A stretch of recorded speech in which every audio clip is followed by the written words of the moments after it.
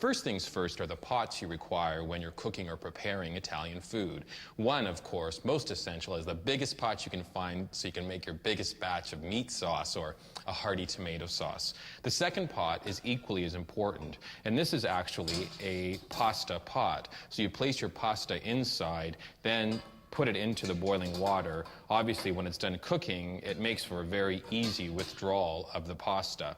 Let's say you don't have one of these, and many of us don't. You then have to make sure that you include colanders in your collection, because you'd simply be transferring from a standard pot into a colander. You rinse your pasta, sit down, enjoy.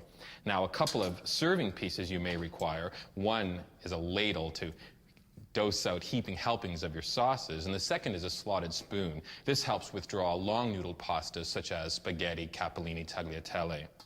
Graters are also very important. The square grater is perfect if you're going to do cheeses, let's say for a lasagna. You may do shavings of certain vegetables. But this hand grater is more important. It's such a fine side to it that it creates almost like a cheese dust. So I really love this utensil. If you don't have one, try to pick one up. This is something that's always very fun and especially important because it helps you measure. This would be stick your pasta in there. It tells you how much pasta for one person, for two people, and so forth, and it also helps you withdraw. I loved this thing when I came upon it in the store. This is a ravioli maker. You would put your dough out, fill it with whatever you're filling your ravioli with, place the second layer, roll it out. The next thing you know, you've got perfect shaped ravioli. If you're more into a more labor-intensive preparation of ravioli, you can always use one of these very small cutters, and they're equally as good as the other one.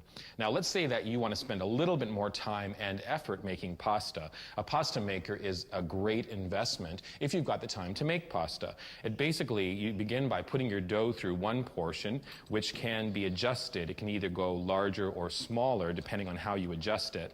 This will allow you to cut, for example, linguine. This one would be spaghetti. You can do all kinds of different stuff. I know, you don't want to make pasta. You want to purchase pasta? We've got some great suggestions that you can purchase and enjoy to eat. Two things about pasta. The wheat for pasta comes from the dry southern region of Italy, primarily Abruzzi, and the Neapolitans, people from Naples, are known for their dried pasta. So those are two tips if you're purchasing pasta.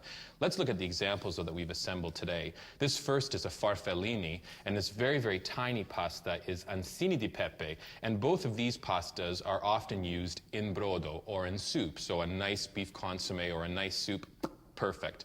This is a little bit of a larger pasta. This is a mezzi gnocchetti lezzi. If my pronunciation is wrong, I apologize to whoever made this. This is a good pasta for a meat sauce. Over to fusillis, we have a spinach fusilli and also this nice whole wheat fusilli, which is a nice contrast to, of course, the ever-popular lasagna.